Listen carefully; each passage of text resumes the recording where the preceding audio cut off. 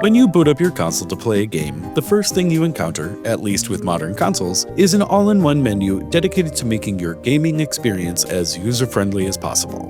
The home screen menus of today give you a glance at what you're playing, what you could be playing, or how you can interact differently with the device.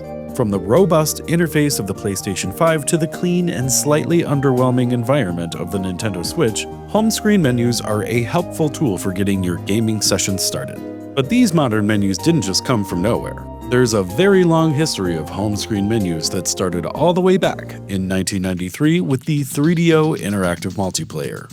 One of the first CD-based home consoles with a focus on multimedia capabilities, the 3DO was a 32-bit machine that, while critically praised for its advancements, turned out to be a commercial failure due to high launch cost, lack of system-selling software, and ultimately being left behind by its competition. The 3DO, however, introduced the concept of a menu UI when powered on.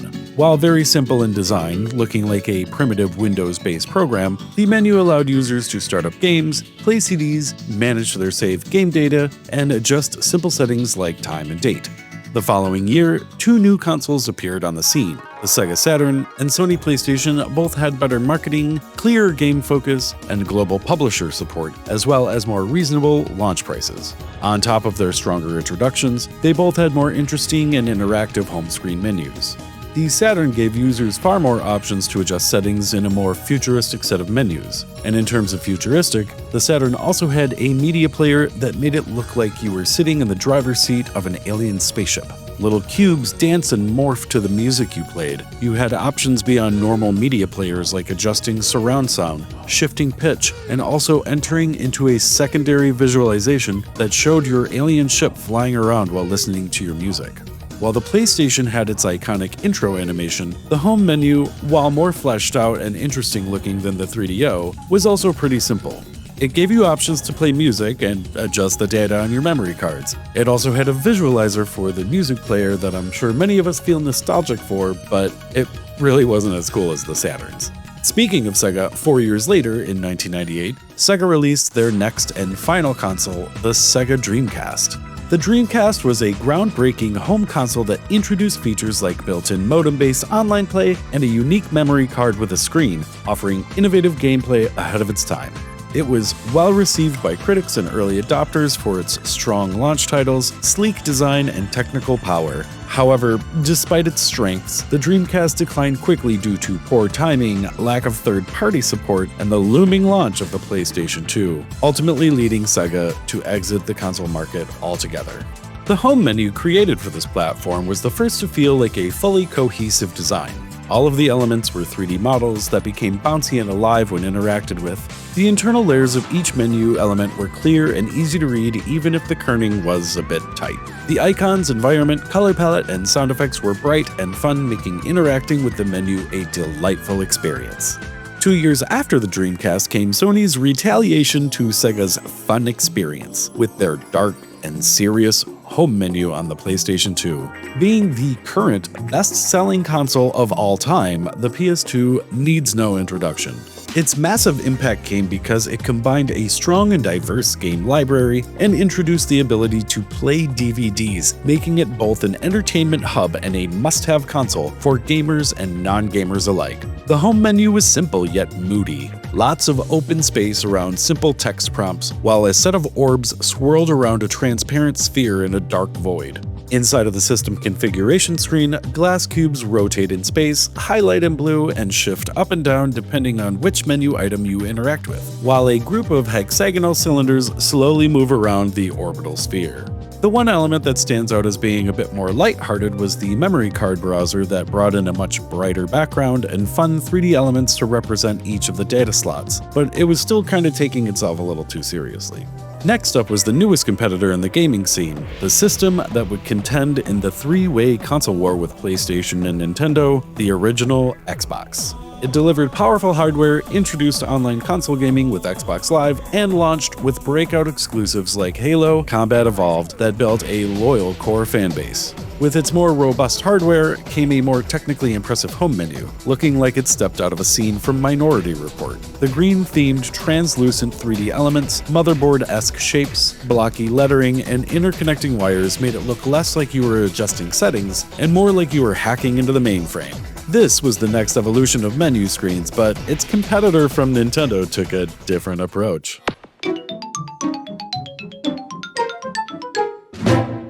The GameCube was released 3 whole days after the original Xbox and was the first Nintendo system to have a home menu. It launched to positive reviews for its compact design, strong first-party titles, and affordable price tag. Over time, it became one of the company's lower-selling systems but earned a cult following for its unique library and enduring fan-favorite games. The home menu matched the theme of the system itself. All of the settings could be accessed by rotating to different sides of a translucent, glossy cube that bobbed around in the center of the screen. All of the main interactive elements were three-dimensional pixels, or cubes, and also all have some kind of subtle back-and-forth motion, making everything feel a little bit alive. While this was a simple approach to the 3D menu system, it would also be the last time we see a fully 3D menu like this, at least on home consoles. Fast forward to 2005, where Microsoft launches their second and ultimately best-selling console, the Xbox 360. It was praised at launch for its powerful graphics, robust online service, and strong lineup of third-party games. It's best known for popularizing online multiplayer on consoles and becoming the home of major franchises like Halo, Gears of War, and Mass Effect.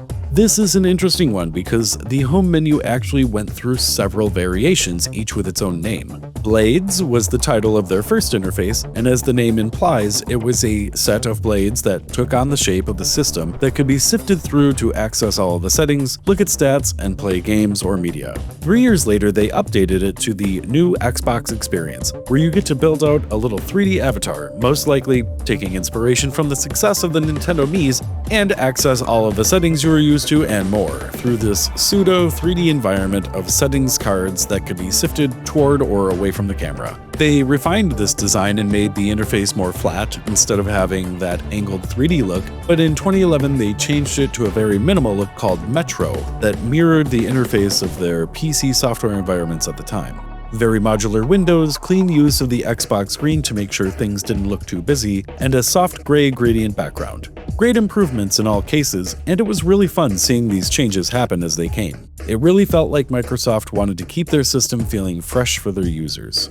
Both competitors, PlayStation and Nintendo, came out with new consoles the year after the Xbox 360 launched, the PS3 and the Nintendo Wii. One launched to mixed reactions due to its high price and complex architecture, despite being a powerful entertainment system. The other was an instant hit, praised for its innovative motion controls and mass market appeal, attracting gamers and non-gamers alike. The PS3's home menu became instantly iconic with its silky soft, flowing wave and particles that brightened up an otherwise dark void background accompanied by a very minimal settings interface. It was both clean but complex, giving you every setting you could ever ask for all in one place. The Wii, on the other hand, had a bright and fun interface that felt more like a piece of software. You were introduced immediately to a grid of your most recent games and apps, and everything had some motion, making it feel a little more exciting to interact with. The settings were tucked away in the corner, but once entered into, gave you all of the access one would expect to have control over. It was bubbly, shiny, and with all the cute sound effects, was an overall fun interface to interact with.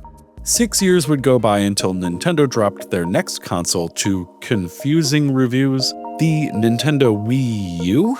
People were unsure if this was an add-on to the Wii or maybe a weird hybrid Wii. What was the U all about? Anyhow, this would turn out to be one of Nintendo's worst-selling systems, but it was still a great piece of hardware. Once powered on, you were dropped into a bright, 3D space full of little Miis walking around and had access to a handful of systems options. The main interface, however, looked like a freshly polished version of the Wii interface. Clean, glassy, rounded tiles showed you all of your most recently used games, apps, and most important settings menus, while a soft background of floating 3D icons added some continual, subtle motion. The interface was clean and robust, and menus were shared between your TV screen and the handheld gamepad, making it a more interactive experience. The following year, the PlayStation 4 and Xbox One made their appearances, and we start to see where the future of home screen menus is headed. Both systems look to have the next evolution of their previous interfaces. They were cleaner, sharper, easier to navigate, and yet maintained the kind of environment their users were used to with the last generation. PlayStation finally decided it was time to add some brighter color to their system and gave us a blue background and integrated the silky wavy stuff to add that subtle motion, but the menus felt both familiar and also more designed this time.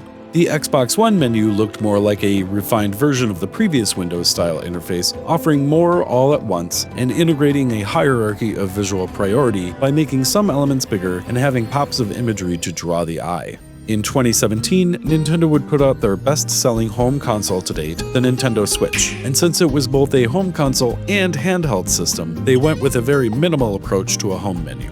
Broken into just squares and circles, you're offered the most previous 4.5 games you've recently played, your user icon, and then a series of icons below allowing you access to adjust settings. The settings menus are clean and organized well, and the eShop, despite its many flaws and laggy loading, is actually nicely set up. Fairly easy to navigate, bright and colorful, the main thing is it's missing the fun background music like from the Wii and Wii U era.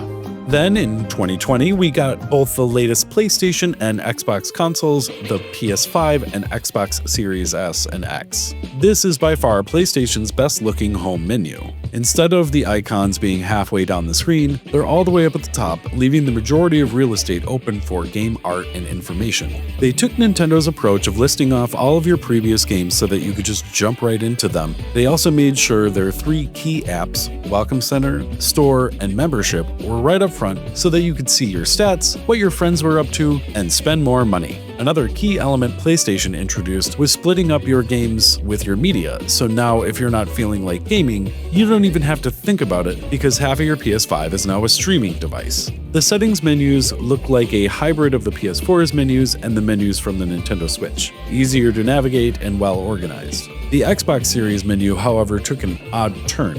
It's no longer the modular Windows-like environment that it used to be. It's almost like they tried to combine the PS4's home menu with that of the Switch. The most recent games are there, but very low on the screen, allowing the upper area to show off game art, but that doesn't work all that well unless the game art displayed is up high enough. They also have square shapes for the games and circle shapes for the icon menus like the Switch. They just swapped the placement. The menus are also in the same gray tone and white font like the Switch. I think they took a lot of inspiration from Nintendo here.